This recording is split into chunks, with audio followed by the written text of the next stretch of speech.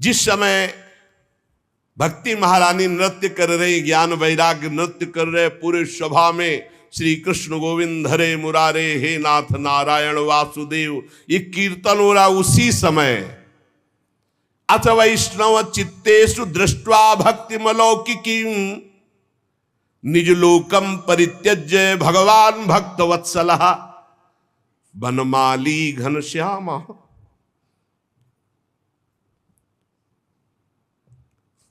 पीतवासा मनोहरः कांची कलाप रुचिरो लसन मुकुट कुंडलः त्रिभंग ललितश्चारु कौस्तुभेन विराजितः कोटि मनमथ लावण्यो हरिचंदन चर्चितः परमानंद चिन्मूर्ति मधुरो मुरलीधरः आविवेश सुभक्तानां हृदयान्यमलानि च।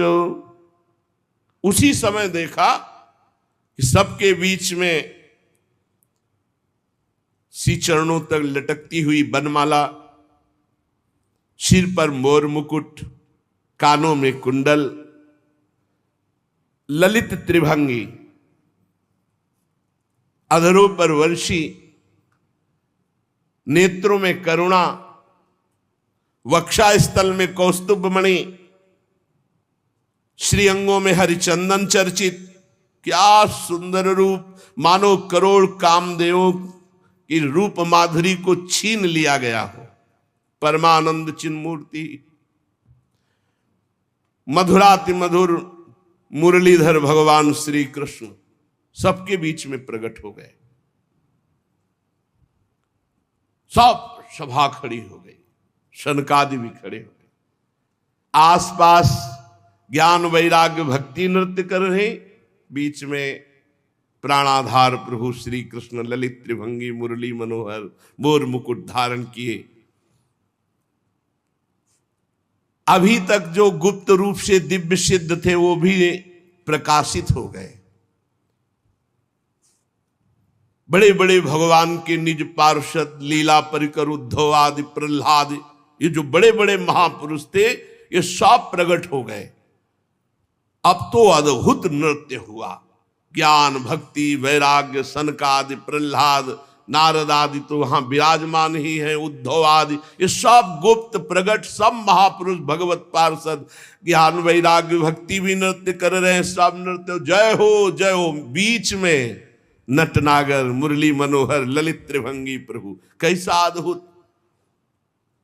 तदा जय जया रावो रस पुष्टिर लौकिकी चूर्ण प्रसून वृष्टिश्च मुहुः शंखरवोप्यभूत।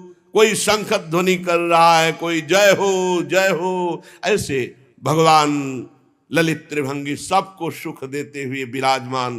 सब बड़े बड़े महात्मा आसपास जय जयकार, नमः नमः नमो नमः, शंख ध्वनि, पुष्प वर्षा, जय जय। कितना अद्भुत सुख। ऐसा रस प्रवाह बह चला कि कोई भी ऐसा नहीं था जो देह सुधि का विस्मरण करके भगवदानंद में ना डूबा हो। देह गेहात्म विस्मृति ही तत्सभा संस्थिताम नाच। देह गेहात्म विस्मृति, कोई ऐसा सभा में नहीं बचा जो देह भाव से ऊपर न उठ गया हो। सबको देह गे की विस्मृति, एकमात्र भगवदानंद। ऐसी तन्मयता देख करके नारद जी ने कहा, मुनीश्वर गण, आज मैंने भगवान की चर्चा की महिमा देख ली।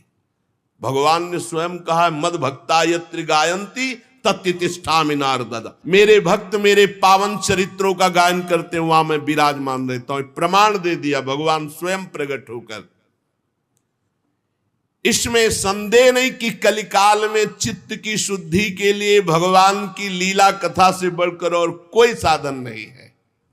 मुनिवर, आप लोग बड़े कृपालु हो, जो संसार के कल्याण के विचार करके बिल्कुल अद्भुत सरल मार्ग निकाला, जिससे सब लोग सुनकर भगवान को प्राप्त कर सकते हैं। सनकादि ने कहा कि जो लोग सदा पापरत रहते हैं, दुराचारी हैं, वेद के विरुद्ध मार्ग में चलते हैं, जो कामी हैं, क्रोध से जलते रहते हैं, कुटिल हैं, ऐसों को भी भगवत चर्चा भगवान की प्राप्ति करा देगी। जो सत्य कभी बोले ही नहीं, सत्य से चित हैं, सत्येन हीना पितृमात्र दूषकास तृष्णा कुलाश्चाश्रम धर्म वर्जिता ये दंभिका मत्सरणोपि हिंसका। जो माता पिता की निंदा करने वाले, माता पिता को कटुवचन बोलने वाले, माता पिता को दंड देने वाले, ये घोर नरकों को जाते हैं। लेकिन ऐसा भी पुरुष जो तृष्णा का मारा, आश्रम धर्म का त्यागी, दंभी, दूसरों की उन्नति देखकर कुढ़ने वाला, सदैव दूसरों को कटुवचन दुख देने वाला, ऐसे लोग सब नरक जाते हैं। पर ऐसे लोगों को भी यदि भगवत चर्चा सुना दी जाए तो उनका कल्याण हो जाएगा। ये 5 महापाप हैं, इनको नष्ट करना बहुत कठिन होता है। पंचोग्र पापास छलछद्म कारिणः क्रूरा पिशाचा इव निर्दयाश्चये। कौन से महापाप? सबसे पहला शराब पीना। ये पंचोग्र पापास, ये निश्चित नरक जाते हैं। शास्त्र हमारा निषेध करता है। जिनके कानों में आवाज पड़ रही हो, प्रार्थना है आज से शराब पीना छोड़ देना। वैसे बहुत लोग छोड़ चुके, लेकिन जिनको भी अभी लग रहा हो तो कि हमारा सुख बढ़ेगा इससे, तो ध्यान दीजिए। पंचोग्र पापा ये तुम्हारा नाश कर देंगे। 5 महापाप हैं। पहला है मदिरापान, शराब पीना, और दूसरा है ब्रह्म ऋषि की हत्या कर देना, तीसरा है किसी के स्वर्ण की चोरी कर लेना, चौथा है दूसरे की पत्नी के साथ व्यभिचार करना, गुरुपत्नी गामी, गुरु की पत्नी के साथ व्यभिचार करना, और 5वां है विश्वासघात कर देना।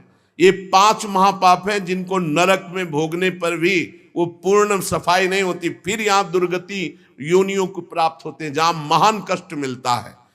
ऐसे 5 महापाप करने वाले, मदिरापान, ब्रह्म ऋषि की हत्या करने वाला, स्वर्ण की चोरी करने वाला, गुरुपत्नीगामी, पराई स्त्री से व्यभिचार करने वाला, और विश्वासघाती, ये 5 महापाप हैं जो नरक भोगना पड़ता है।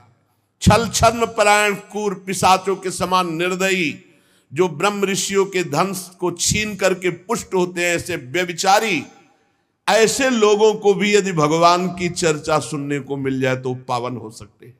इनको भी भगवान की लीला कथा अमृत सुनने को मिल जाए, किसी कारण से इनको जबरदस्ती, प्यार से, दुलार से, रिश्ते संबंध के बल से कैसे भी इन्हें सत्संग में ले आया जाए, इन्हों भगवत चर्चा सुनाई जाए, तो निश्चित इनकी बुद्धि परिवर्तित होगी, इनका कल्याण हो जाएगा। जो दुष्ट आग्रह पूर्वक मन वाणी शरीर से पाप करता है, दूसरे के भोजन से शरीर पुष्ट करता है, मलिन हृदय वाला, अगर ऐसों को भी भगवत चर्चा सुनाई जाए तो ये भी भगवत प्राप्ति के मार्ग में चल देंगे। नारद जी घोर पापी को भी भगवत प्राप्ति कराने में समर्थ है भगवत चर्चा। नारद जी ने कहा इसका कोई उदाहरण दिया जाए तो ज्यादा समझ में आ जाए, तो उनका हम तुम्हें एक प्राचीन इतिहास सुनाते हैं। पूर्व काल में तुंगभद्रा नदी के तट पर एक अनुपम नगर बसा हुआ था। उसमें सभी वर्णों के लोग अपने अपने धर्माचरण करते, सत्य में तत्पर रहते थे। उस नगर में समस्त वेदों का ज्ञाता, श्रौत स्मार्त कर्मों में निपुण एक ब्राह्मण रहते थे जिनका नाम था आत्मदेव। तेज तो ऐसा था मानो दूसरे सूर्य भगवान ही हो।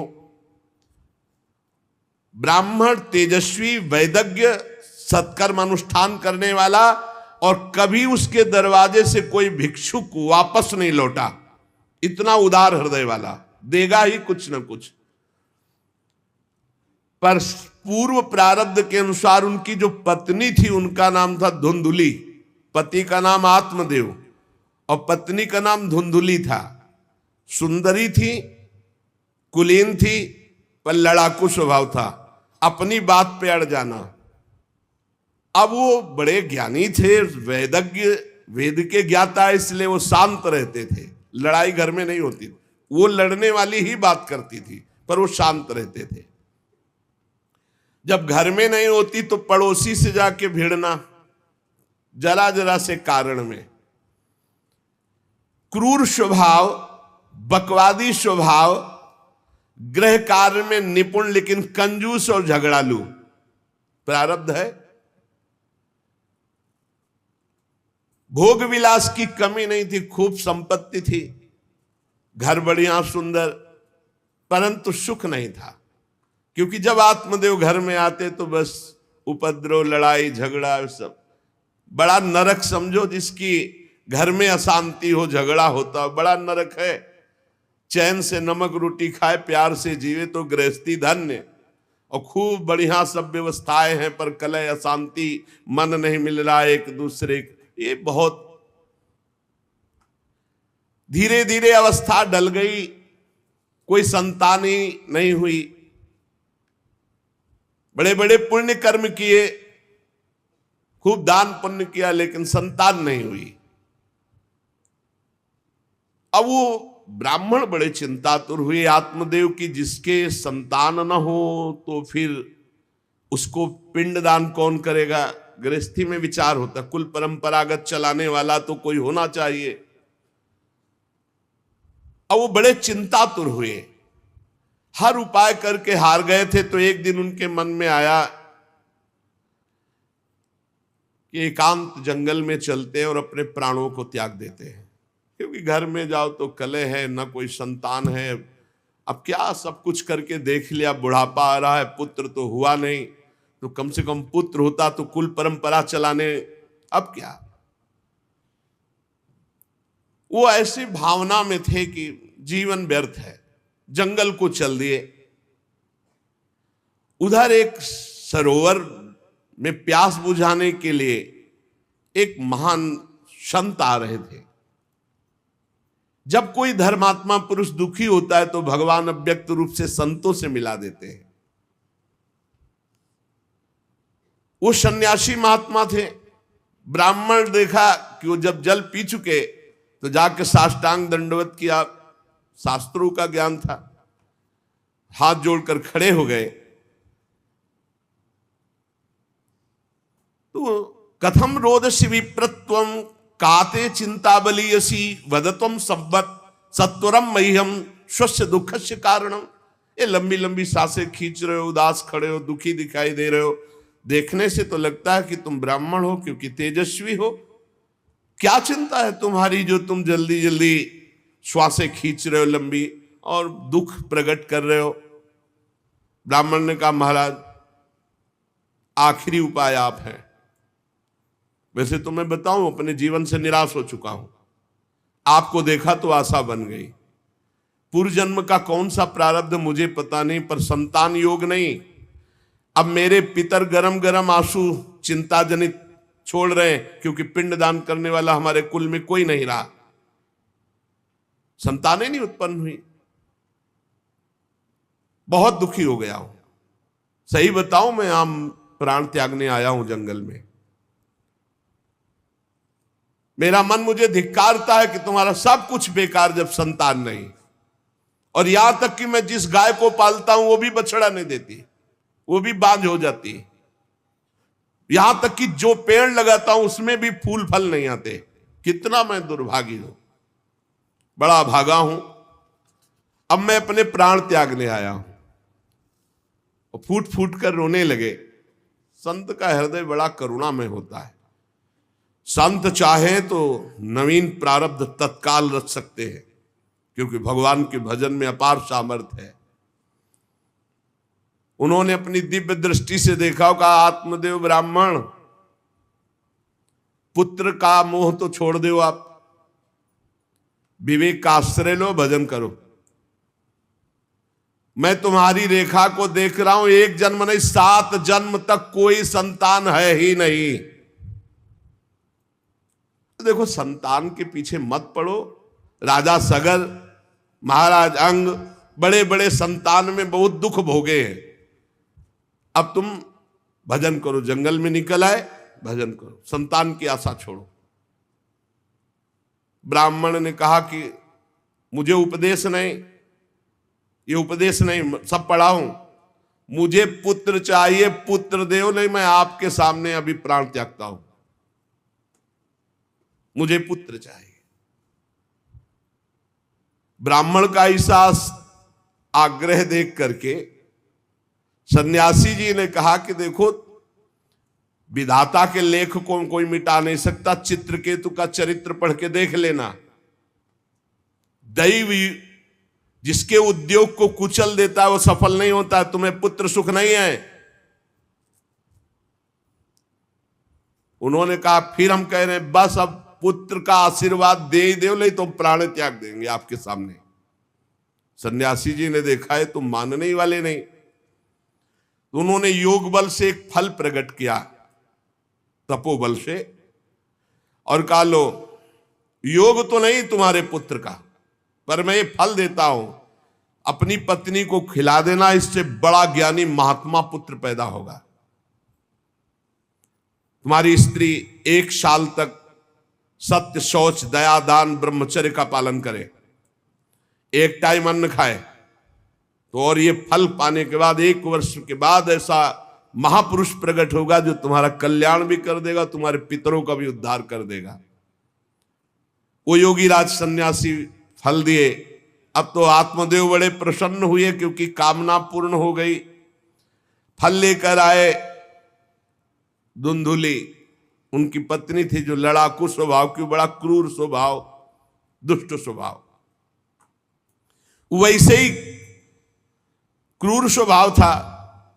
आके कहा हो भाग्य, एक सन्यासी मिले, वो फल दिए, और उन्होंने नियम बताया है कि 1 साल तक सत्य बोलोगी, पवित्र रहोगी, दूसरों को दान करोगी, एक समय तुम अन्न खाओगी, और बहुत शुद्ध स्वभाव वाला महात्मा बालक पैदा होगा, ये फल खा लो। तो उन्होंने कहा कि फल तुरंत थोड़ी खाया जाता, नहा धो के बड़े पवित्रता से खाया जाता, लाओ और जाओ, आप निश्चिंत रहो। बोलने अगर हमारे सामने पाल, तुम्हें विश्वास नहीं, वो डरते भी थे, घर के बाहर हो गए।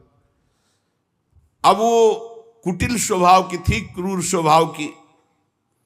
उन्होंने अपनी बहन को बुलाया और रो रो के कहने लगी कि बहन मुझे बड़ी चिंता हो गई, समस्या आ गई। क्या? बोले पंडित जी जो ये फल लाए हैं, फल से गर्भ रह जाएगा। पहले तो नियम बता गए हैं कि 1 साल तक झूठ नहीं बोलना, पवित्र रहना है, और दूसरों को दान देना, एक समय अन्न खाना है। अब हम तो बड़ी भयभीत हैं कि जब पेट में गर्भ बढ़ेगा तो भोजन कम हो जाएगा, पेट बढ़ेगा तो भोजन कम हो जाएगा। ये तो मैंने कर नहीं सकती क्योंकि 3 बार तो हमको अच्छा भोजन चाहिए, पंडित जी का 1 बार खाना, ये तो हो नहीं सकता। अच्छा, गर्भ बढ़ा, पेट बढ़ा, खाया पिया जाएगा नहीं, बहुत परेशानी उसमें लगेगी। और कहीं दैववश से अगर डाकू आ गए तो भाग भी नहीं पाऊंगी। चलो डाकू ना आए, कहीं आग लग गई घर में, तब तो हम जल के मरी जाएंगे क्योंकि गर्भ पेट में, ये तो हमसे नहीं। और फिर गर्भ निकलते समय सुना बहुत कष्ट होता है, ये सब हमसे नहीं होने वाला। देखो एक क्रूर स्वभाव की नकारात्मक सोच। और कहीं प्रसव काल में गर्भ टेढ़ा हो गया तो हम तो मरी जाएंगे, ये तो हमसे नहीं होगा। और अगर गर्भ हमारा बड़ा होने लगा और घर में ननद आ गई तो सब माल मता समेटती रहेगी, हम तो कुछ लड़ ही नहीं पाएंगे क्योंकि लड़ने लायक नहीं रहेंगी। ये सब विचार करके उसका, ये सब हमसे नहीं होने वाला। तो उनकी बहन ने कहा सोच क्यों करती हो? ठीक इसी समय हमें अनुभव हुआ है 2-4 दिन में, इसी महीने में, कि हमारे पेट में है, तुम हमारे पति को धन दे देना और गर्भवती का नाटक करो, और जब हमारे बच्चा होगा हम तुम्हारे यहाँ पहुंचा देंगे, और हम अपने यहाँ शोरगुल कर देंगे कि बच्चा मर गया, कौन देखने आता है, और पति को पैसा दे देना। हाँ, ये तो बढ़िया बात रही, बढ़िया विधान बन गया, जैसे को तैसे मिले तो बढ़िया विधान बन गया। तू गर्भवती का नाटक कर आज से कि फल पा लिया और मैं गर्भवती हो गई, मैं अपने बालक को मरा घोषित कर दूंगी, और ये जो फल लाए हैं इसकी परीक्षा के लिए जो गऊ है उसको पवा दो। जैसा उनकी बहन ने कहा था वैसे ही धुंधुली ने सब कर दिया। देख लो, कहा था स्वामी जी ने तुम्हारे 7 जन्म बालक नहीं, तो देखो बुद्धि कैसी खराब हुई, गाय को पवा दिया। अब जब उसकी बहन के पुत्र हुआ तब तक वो कपड़ा वपड़ा पेट में लगा के नाटक करती रही होगी कि हमारे गर्भ है। फिर एकदम घोषणा कर दी जब वो पुत्र रातों रात पहुंच गया कि हमारे संतान हो गई। उसके पिता को अच्छा धन दे दिया, वो धुंधुली को ला करके बहन का बेटा दे दिया। आत्मदेव तो बहुत आनंद हो गए। जान न जाए नारी गति भाई, उनको क्या पता कि घर में क्या रहस्य हुआ। वो तो बहुत सुखी हो गए कि संत भगवान के द्वारा दिए हुए फल से हमारे पुत्र हो गया। बड़ा आनंद, बड़ा उत्सव मनाया। बालक के जात कर्म संस्कार कराए, खूब दान पुण्य किया, मांगलिक कृत्य किए। धुंधुली ने अपने पति से कहा कि पता नहीं क्या कारण मेरे वक्षस्थल में दूध तो है नहीं, और अभी नया बालक है, बिना मां के दूध के जीवित नहीं रहेगा, तो हमारी बहन के बालक हुआ था पधार गया है, उसको बुला ले क्या? अरे उन्होंने कहा बिल्कुल बुलाओ, हम और पैसे देंगे, स्वागत करेंगे, हमारा बच्चा पुष्ट होना चाहिए। बहुत बुद्धि लगाते हैं क्रूर स्वभाव के लोग, कैसा एकदम फिट कर लिया विधान। अब उसको बुला लिया बालक का पालन पोषण करने के लिए पैसे के बाद, और वो असली मां तो वही है ही है। पुत्र की रक्षा के लिए जो जो कहा आत्मदेव ने वो सब स्वीकार कर लिया। 3 महीने इस बालक के व्यतीत होने के बाद, उन्होंने कहा था 1 साल बाद होगा, 3 महीने व्यतीत होने के बाद गौ के बच्चा हुआ मनुष्याकार, केवल कान गौ के, पूरा मनुष्याकार, सर्वांग सुंदर, दिव्य तेजों में स्वर्ण की सी कांति, क्योंकि वो योगी के तप का। ब्राह्मण देवता नाच पड़े कि भगवान जब दिए तो कितना आनंद, घर में भी बच्चा और गौ के भी बच्चा ही हुआ। खूब संस्कार करके मंगलदान, बड़े प्रसन्न है। सब लोग कहते हैं आत्मदेव का देखो कैसा भाग्य बदला कि घर में भी पुत्र हुआ, गौ के भी पुत्र हुआ, बछड़ा नहीं, केवल कान भर। कैसे आश्चर्य की बात, दिव्य बालक उत्पन्न हुआ। पर इस गुप्त रहस्य का किसी को पता नहीं। आत्मदेव ने देखा कि बालक पूरा मनुष्याकार, केवल कान गाय के, तो नाम रखा गोकर्ण। और धुंधुली ने किसी शास्त्रीय पद्धति से नहीं, अपनी पद्धति से, हमारा नाम धुंधुली तो हमारे लड़के का नाम होगा धुंधकारी, उसका नाम रखा धुंधकारी। कुछ काल व्यतीत हुआ, दोनों जवान होने लगे। गोकर्ण में पूर्ण वैदिक सिद्धांत, धर्म पूर्वक, बड़े ज्ञानी महात्मा, और धुंधकारी पूर्ण दुष्ट। शौचाचार का तो नाम भी नहीं था पवित्रता का धुंधकारी में। खान पान पशुओं वाला, क्रोध नाक में चढ़ा, गंदी वस्तुओं से प्यार करने वाला, बहुत ही गंदा स्वभाव। चोरी बचपन से, द्वेष, पीट देना, लड़ाई करना, ये उसका चलते स्वभाव। दूसरों के खेती में आग लगा देना, घरों में आग लगा देना, गौशाला में आग लगा देना। जैसे किसी का बालक खेल रहा है, आसपास देखा कोई, उठाया कुएं में फेंक दिया। बड़ा दुष्ट स्वभाव। और बड़ा हुआ हिंसक स्वभाव, अस्त्र शस्त्र धारण करके। जैसे कोई अंधा जा रहा है तो कहता आओ बाबा तुम्हें रास्ता बता दो, कुएं में जाके ढकेल देता है। बहुत ही गंदा स्वभाव, दुष्ट स्वभाव। अब वो शिकार करने लगा पशुओं का और मांस खाने लगा। जहां आत्मदेव कितनी पवित्रता से, वहां दुष्ट कितना। अब धीरे धीरे व्यभिचार करने लगा, वैश्याओं से संपर्क रखने लगा। संपत्ति थी ही, सारी संपत्ति वैश्याओं को। एक दिन पिता ने कहा आत्मदेव ने कि तुम्हारे आचरण इतने आसुरी प्रभाव के, हमें लगता है कि तुम हमारा सर्वनाश करने के लिए प्रकट, ये क्यों करते हो? तो खूब गिरा गिरा के मारा आत्मदेव को। सन्यासी की बात अब याद आई कि तुम्हारे भाग्य में पुत्र सुख नहीं है। खूब मारा आत्मदेव को। जब इतनी जोर से मार रहा था तो थोड़ी तो दया आई कि पति है बचा ले, तो धुंधुली गई तो फिर धुंधुली की दम जम के पिटाई की। अब वो तो राक्षसी स्वभाव, और घर के जितने जेवर बर्तन सब उठा के बेच दिए, वैश्यागामी हो। अब जब सारी संपत्ति स्वाहा, खाने को भी नहीं, तो धुंधुली बैठ के रोती। रोना इससे तो अच्छा कि मैं बांझ रह जाती। दुष्टता की ना, पति ने जब तुम्हें एक दिव्य फल दिया था, खाना चाहिए था। मैं कहां जाऊं, कौन मेरा सहयोग करे, बड़ी विपत्ति, बड़ा दुख, न खाने को न पीने को, अतरे दिन पिटाई करता धुंधकारी, आत्मदेव की भी और धुंधुली की भी। पिता बैठ के रो रहे थे। मैं सन्यासी की बात मान जाता तो गोकर्ण जी आए और उन्होंने कहा, पिताजी आप जैसे विद्वान पुरुष को ऐसा शोक करना उचित नहीं। तुम शास्त्र के ज्ञाता हो, तुम्हें चाहिए कि संसार की असारता का तो थोड़ा विचार करना हो। ये दुख रूपी मोह में फंसकर आप एक अज्ञानी पुरुष की तरह रो रहे हो, पिट रहे हो। पिताजी क्या शास्त्रों में नहीं पढ़ा, पुत्र किसका, धन किसका, पत्नी किसकी, शरीर किसका? ये मोह के कारण अज्ञानी जन रात दिन दीपक की तरह जल रहे।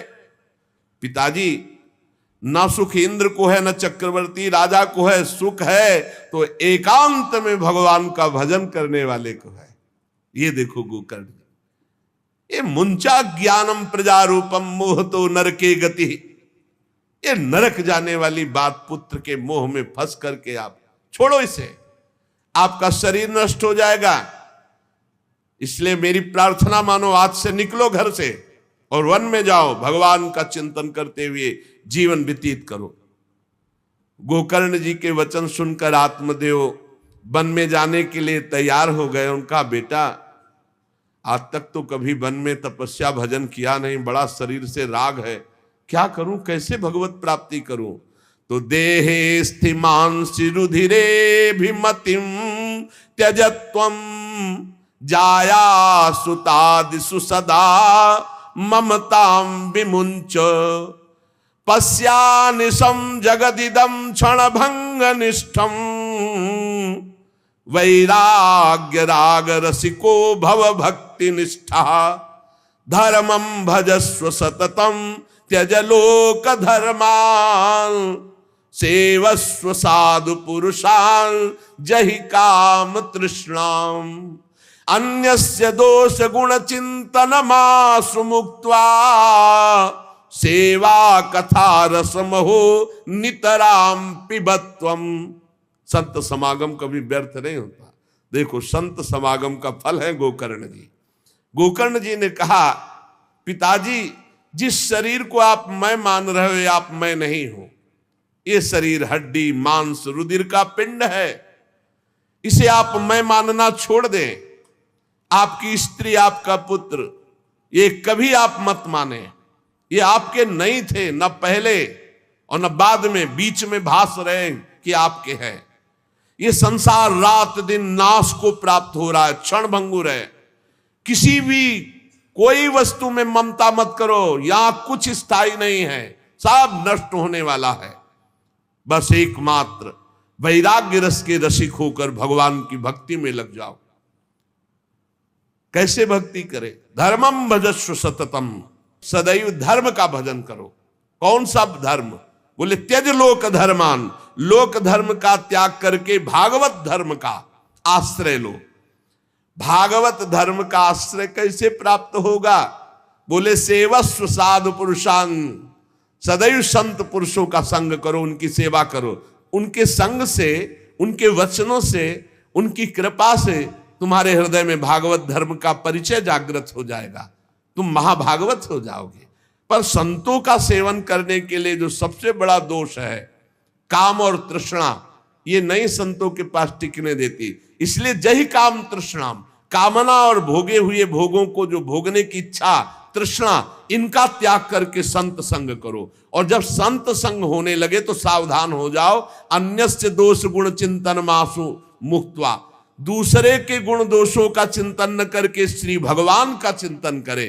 भगवान की सेवा करे, भगवान की कथा लीला सुने, तो उसको नित्य भगवत धाम की प्राप्ति हो जाती है। हे पिताजी, शरीर से मैंपन छोड़ दीजिए और शरीर संबंधियों से मेरापन छोड़ दीजिए और भागवत धर्म का आश्रय लेकर संत समागम कीजिए। सदैव संतों की सेवा, भगवत सेवा, नाम जप, लीला कथा, श्रवण गायन, इसी से भगवत प्राप्ति हो जाएगी। बस उसी समय गोकर्ण को मन से प्रणाम करके कि भगवान गुरु रूप से इसी रूप में आकर मुझे उपदेश दे रहे हैं, उसी समय आत्मदेव जी ने तो घर छोड़ दिया और वन की यात्रा की। 60 वर्ष की आयु हो चुकी थी, पर ज्ञान था शास्त्रों का। बड़ी निष्ठा से अपनी बुद्धि को समेटा संसार से और रात दिन भगवान के चिंतन में लगा दिया। भगवान के चिंतन और भागवत के 10वें स्कंद का रोज पाठ पूरा, जो भागवत का 10वां स्कंद श्री कृष्ण लीला चरित्र से भरा हुआ है, पूरा पाठ और निरंतर नाम जप, इसके प्रभाव से श्री कृष्ण चंद्र की प्राप्ति हुई गोकर्ण जी के उपदेश से आत्मदेव की।